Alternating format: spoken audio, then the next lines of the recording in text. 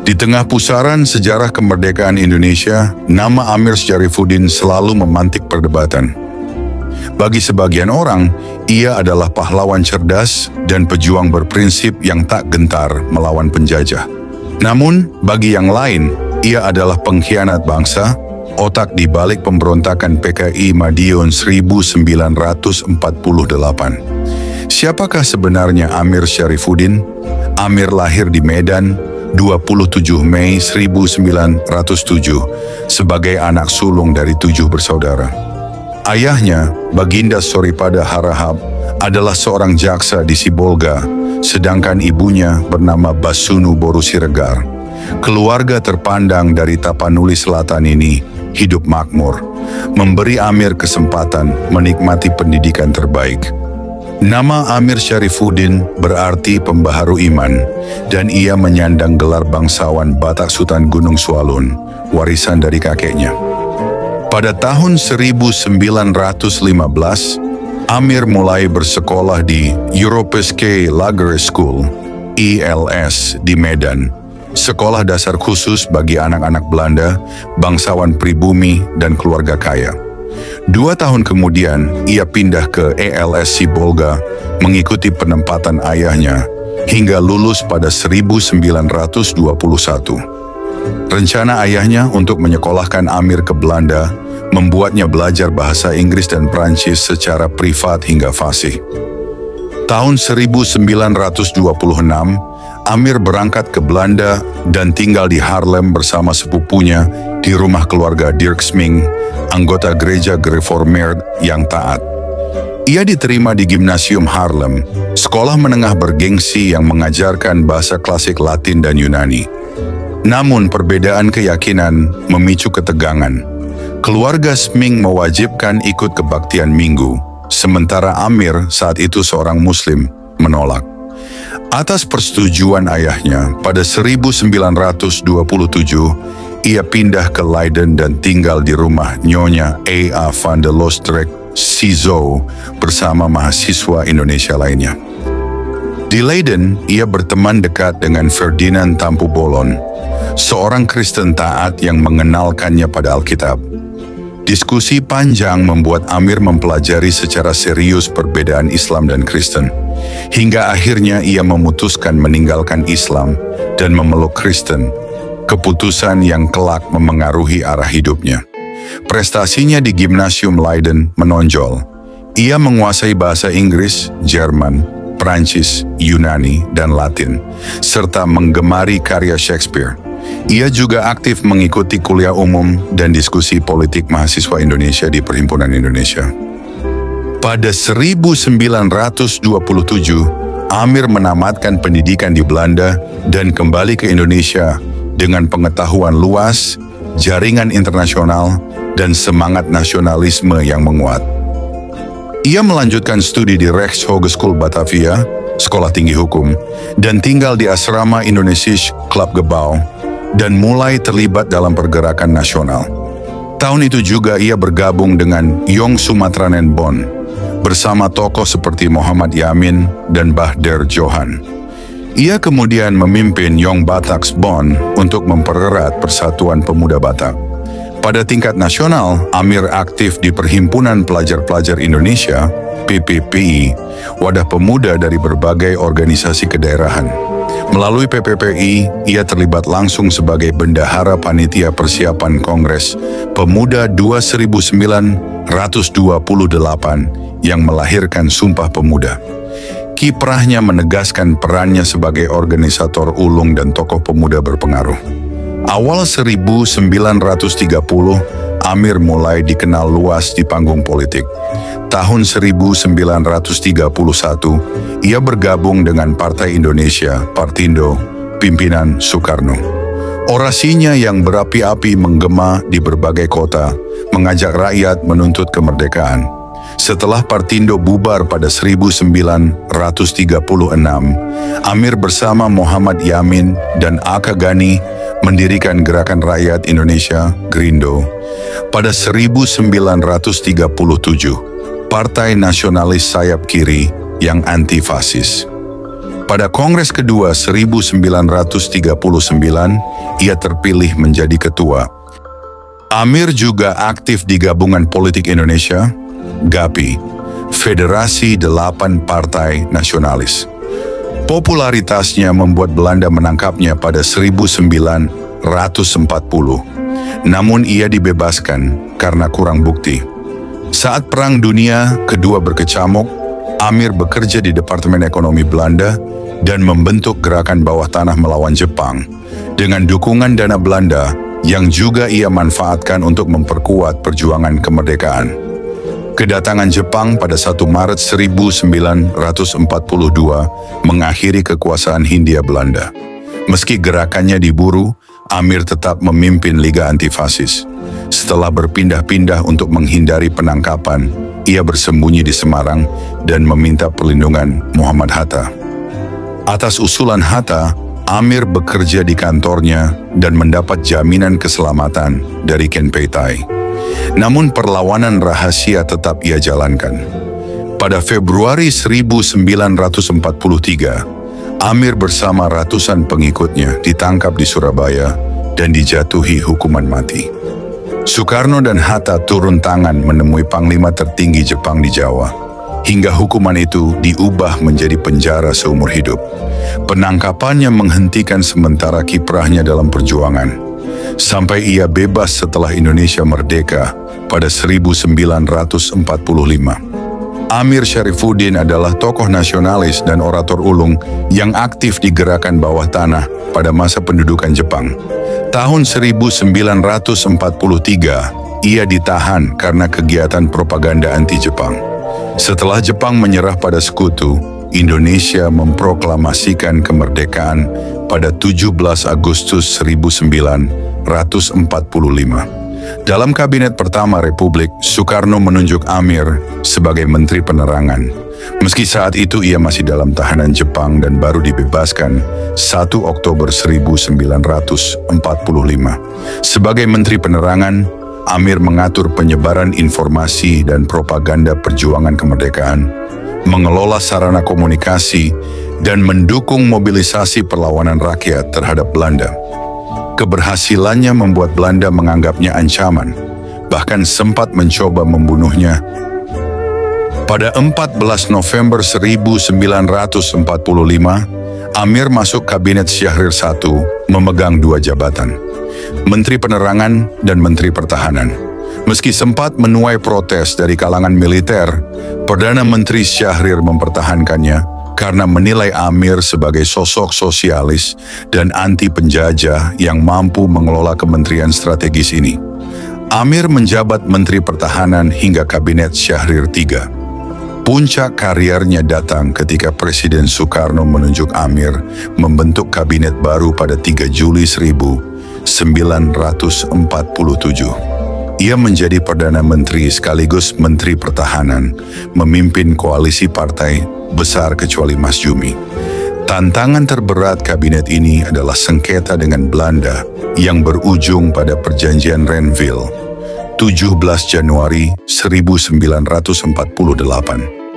Isi perjanjian dianggap merugikan Indonesia, memicu kritik tajam yang memaksa Amir mundur pada 23 Januari 1948. Menjelang konferensi meja bundar, pemerintahan Hatta berada di persimpangan. Hasil perundingan yang akan datang diperkirakan merugikan Republik dan setiap perlawanan terhadapnya harus dipadamkan. Langkah yang ditempuh adalah program rasionalisasi angkatan bersenjata, disusul dengan titipan Red Drive Proposals dari Amerika Serikat, sebuah rencana untuk memberantas kaum kiri dan progresif dari tubuh Republik yang baru lahir. Provokasi demi provokasi dilancarkan. Ketegangan terus dipelihara hingga akhirnya pecah peristiwa Madiun. Pemerintah menuduh PKI berupaya membentuk pemerintahan Soviet di kota itu, lalu menyatakan perang terbuka. Amir Syarifuddin, mantan Perdana Menteri sekaligus tokoh PKI, saat itu berada di Yogyakarta menghadiri Kongres Serikat Buruh Kereta Api, SBKA. Ia tak pernah kembali bebas dari kongres itu, ditangkap bersama kawan-kawannya, dan sejak itu hidupnya berada di ujung senjata. Lengser dari jabatan Perdana Menteri tidak membuat Amir Syarifuddin menjauh dari panggung politik. Justru sebaliknya, ia semakin merapat pada unsur kiri, menjalin kedekatan dengan Partai Komunis Indonesia, PKI, dan kelompok-kelompok bersenjata yang telah kehilangan keyakinan pada jalur diplomasi. Dari kedekatan inilah Amir menjadi salah satu motor penggerak Front Demokrasi Rakyat, FDR, sebuah koalisi politik yang makin berseberangan dengan pemerintah. Tahun 1948 menjadi salah satu masa paling genting bagi Republik yang masih belia. Di tengah pemerintahan Muhammad Hatta, PKI di bawah pimpinan Musso mengumandangkan perang terhadap negara dengan tujuan mendirikan Republik Komunis di atas tanah yang baru merdeka. Ketegangan memuncak pada September 1948 ketika di Madiun berkibar bendera merah pemberontakan. Pemerintah menuding Amir sebagai salah satu otak politik di balik gerakan tersebut. Operasi militer segera digelar di bawah Komando Jenderal Sudirman dan Kolonel Abdul Haris Nasution. Pasukan TNI bergerak cepat, menutup jalur pelarian, dan menghantam basis-basis pemberontak. Namun perlawanan itu berumur pendek.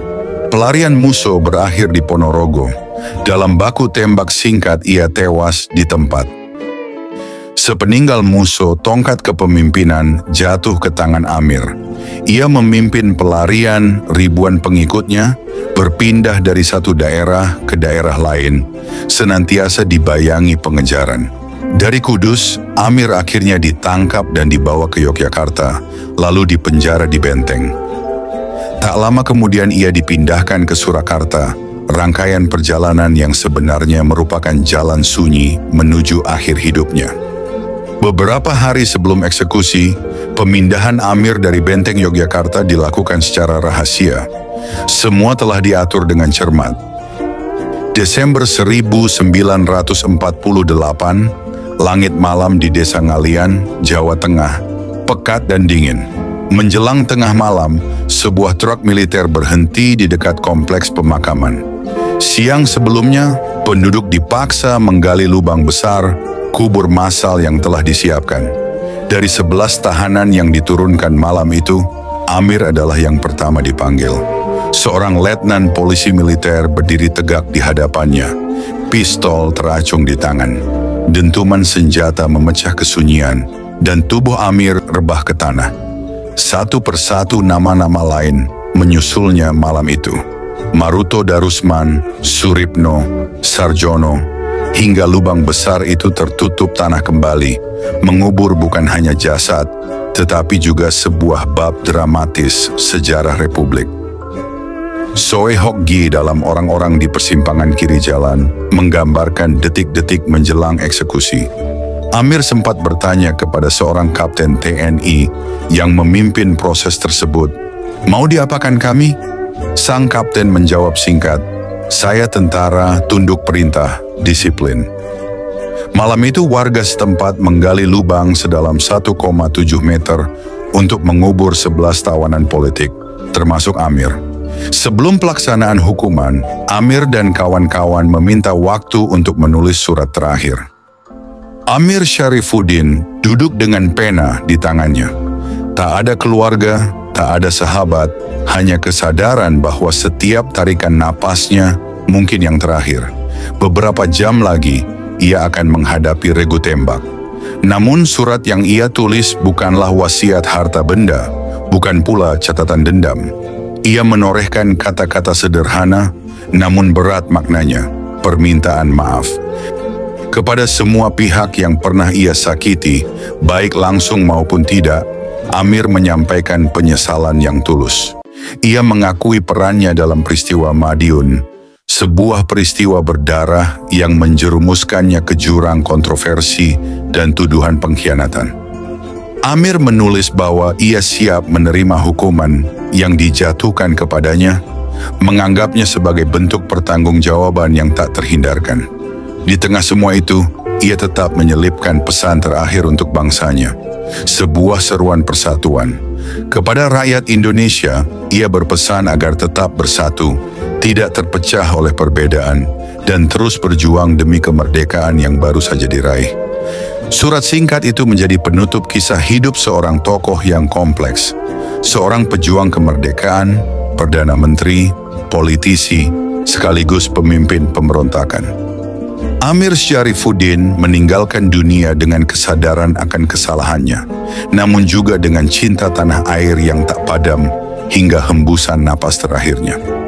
Sejarawan Ahmad Syafiq Ma'arif mencatat bahwa pemberontakan PKI di Madiun 1948 meninggalkan banyak korban serta luka kolektif yang mendalam.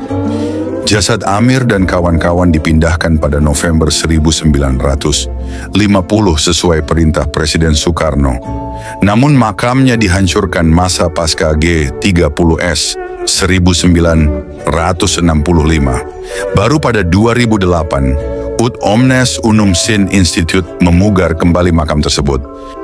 Amir Syarifuddin adalah sosok penuh paradoks, pejuang kemerdekaan yang berani, orator ulung, pemimpin beridealisme sosialis, sekaligus figur yang dicap pengkhianat karena keterlibatannya dalam pemberontakan yang mengguncang Republik. Namanya jarang menghiasi buku pelajaran, namun jejaknya tetap terpatri dalam sejarah, menjadi simbol pergulatan ideologi pada tahun-tahun awal kemerdekaan. Pasca reformasi 1998, muncul wacana peninjauan kembali perannya. Sejumlah tokoh menilai Amir adalah pejuang kemerdekaan dengan sosialisme yang berakar pada iman Kristen, memperjuangkan hak rakyat kecil, dan belum tentu bertanggung jawab penuh atas peristiwa Madiun. Pada 2015, sejumlah aktivis berencana menggelar doa bersama lintas agama di makam Amir untuk menghapus stigma sejarah, namun rencana itu ditolak sebagian pihak. Menurut salah satu penggagas, Yunantio, Amir memiliki peran penting dalam perjalanan bangsa terlepas dari ideologi politiknya, dan belum tentu pihak yang harus dimintai tanggung jawab penuh. Hingga kini, warisan sejarah Amir Syarifuddin masih memicu perdebatan. Apakah ia seorang pengkhianat atau pahlawan yang terjebak dalam pusaran politik zamannya? Pertanyaan itu menyimpan dilema dan jawaban yang saling bertentangan. Bagi pemerintah saat itu, situasinya amat genting. Republik baru saja melewati perundingan yang melelahkan dengan Belanda, sementara gencatan senjata rapuh masih berlaku. TNI tengah mengonsolidasikan kekuatan untuk menghadapi kemungkinan agresi militer berikutnya. Di tengah ketegangan ini, pecahnya pemberontakan di Madiun menjadi ancaman dua front. Di barat, Belanda siap menyerang kapan saja. Di dalam negeri, PKI berupaya merebut kekuasaan. Bagi Soekarno dan Hatta, ini bukan sekadar konflik ideologi, melainkan ancaman eksistensial.